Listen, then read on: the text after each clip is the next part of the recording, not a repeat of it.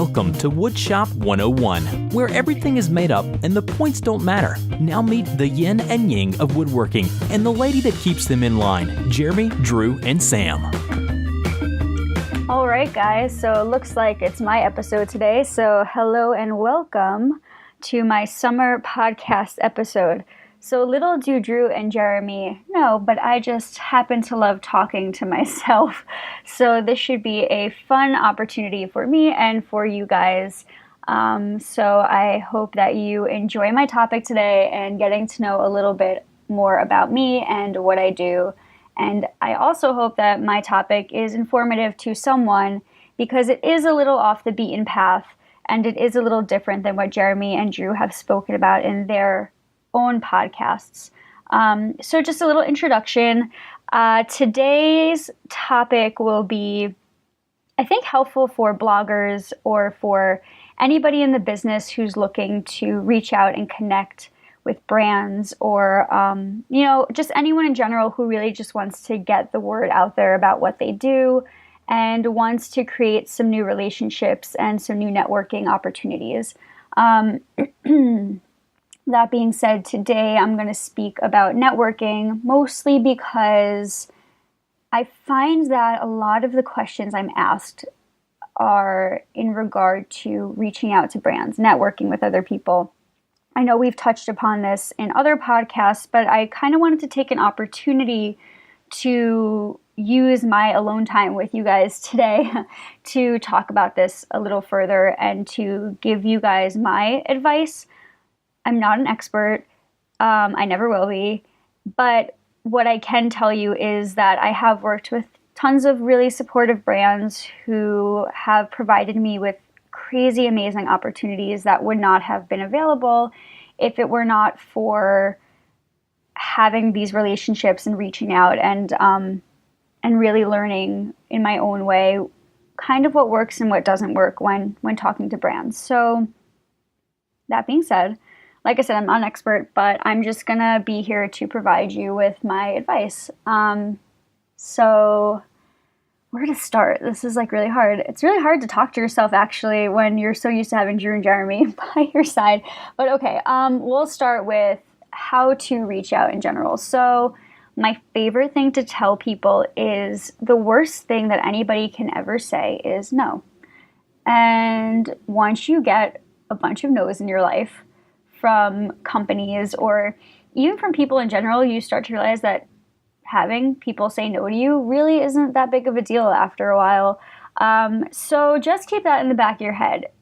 Really think, okay, I'm going to reach out or I'm going to take this leap of faith and there could be a solid hard no at the end and that's okay. And I'll just pick myself back up and move along.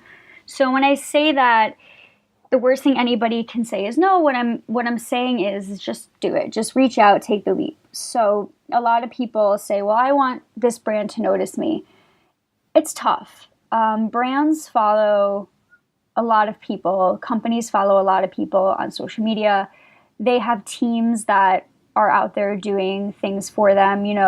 The head person who owns that big tool company you love is not sitting on social media and reading through tweets or tags. They have a team that does that. So really, they could be noticing you, but they might not be the right people. So where to start? Start by making relationships on different avenues of social media. We spoke about this in a podcast a while back, but what I mean by this in a more in-depth way is just basic surface level. Follow the brands that you are passionate about. If you're a woodworker, a maker, a blogger, a writer, whatever it is you are, you have brands that you are passionate about. You have brands that are go-to brands, go-to companies, go-to tools. Whatever it is that you're using, make it known that you really like what you're using. Let those companies know, okay, I'm following you. Here's a project I made with your stuff. Here, check out this picture of me using your tool. Brands really like that. It's genuine engagement, and the reality is that it also helps them because they can share it with other people and try to inspire other people who follow them to do what you're doing. So start there. Start by really engaging and following letting brands know how you feel. Eventually, in hopes, what's going to happen is that these brands will maybe follow you back and see that you are so interested in what they do that like they really want to follow you back and talk to you about what you're doing. And that's really best case scenario right there, because that opens up a whole new world of possibilities. If a brand is following you back on social media, or if someone has written to you from a contact address, they're really just telling you that they see what you're doing, they hear you, and they might want to learn more about what you do. At this point, it's really okay to reach out and say, do you work with bloggers? Do you provide tools for reviews? Do you, work with writers? Whatever it is that you're able to provide them with, or whatever it is that you do and you feel like you could connect upon or connect over, then write them and tell them that. Sometimes, you reach out and they'll give you an email address and you can write the email address, or sometimes they'll just answer you right on avenues of social media and say, hey, like, how can we help you?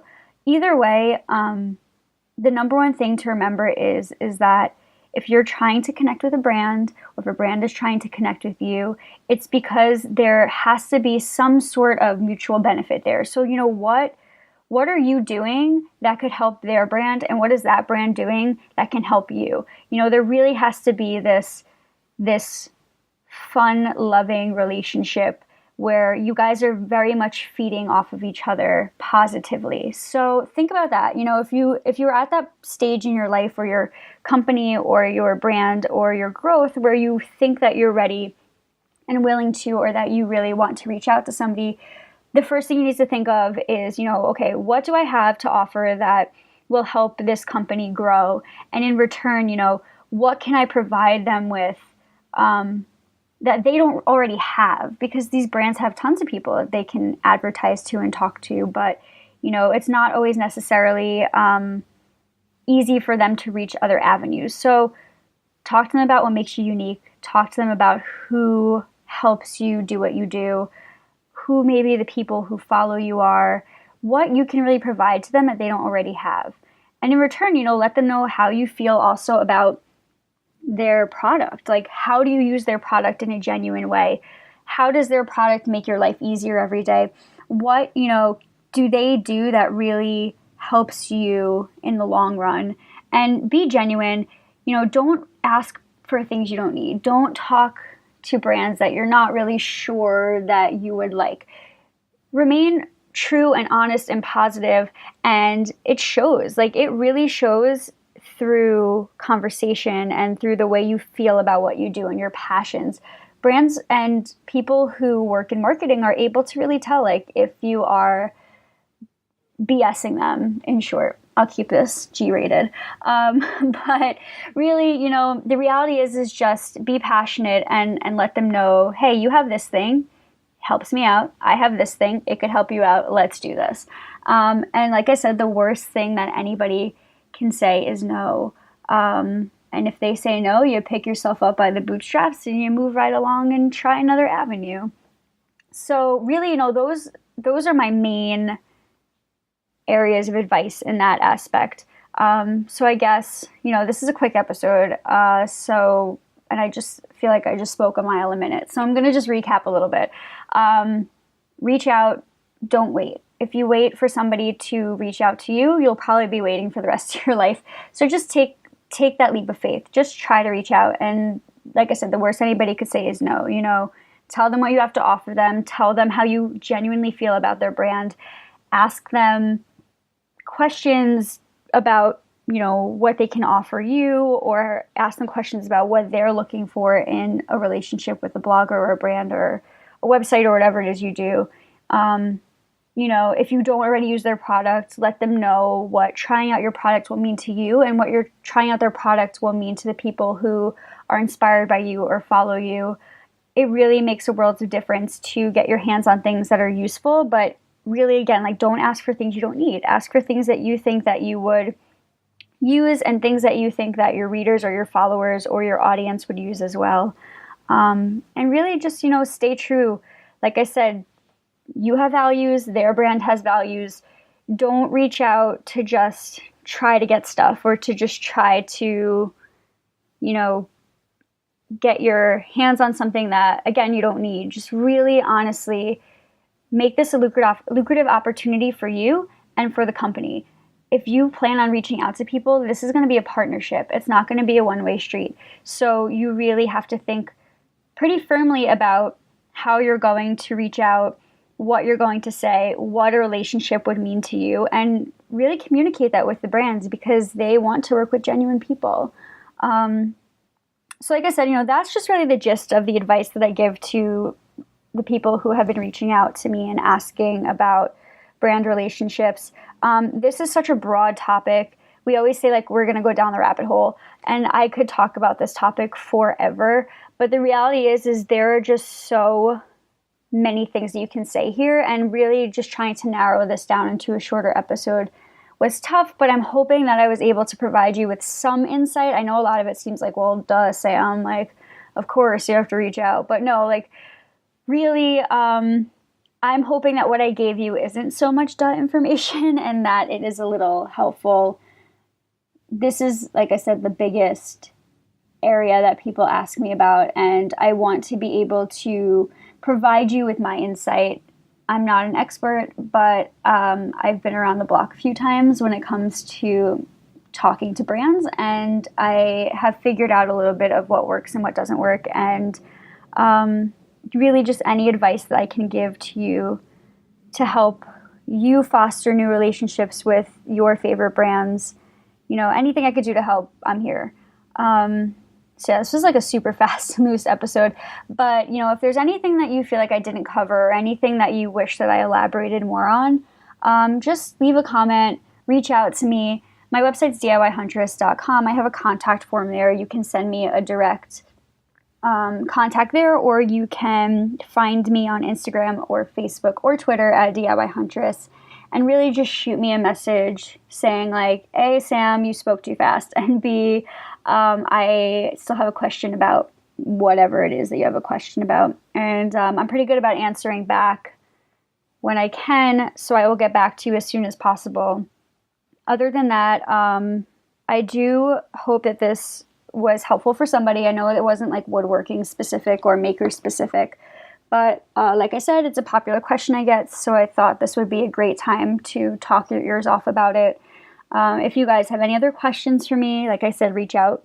And I do wish you all the best of luck in your future endeavors with your future relationships.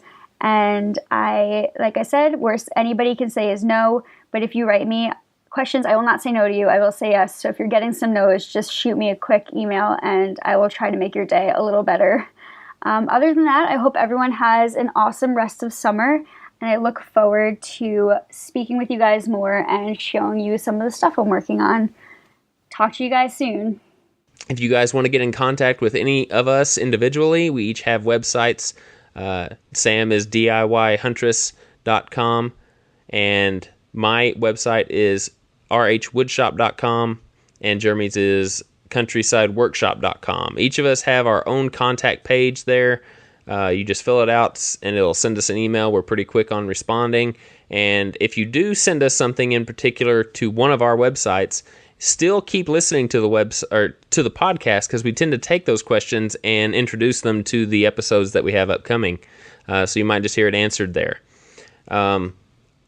The Woodshop 101 podcast also has an email that you can send directly to, which is woodshop101podcast@gmail.com.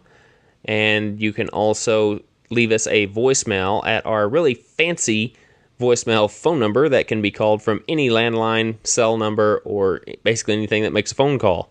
And the area code is 409-234-3959. There you can leave us a voicemail. We'll feature it on the air and answer your question. We really enjoy those voicemails, but we really enjoy the emails and questions that we get too, and those really help bring our podcast to a new level to answer any and all questions from you viewers. And we greatly appreciate all your feedback and your questions, and we hope to see you guys and hear from you guys on the next episode. So keep the questions coming, be safe in your shops, and from Jeremy, Sam, and myself, we want to wish you guys well, And 1, 2, 3. Boom!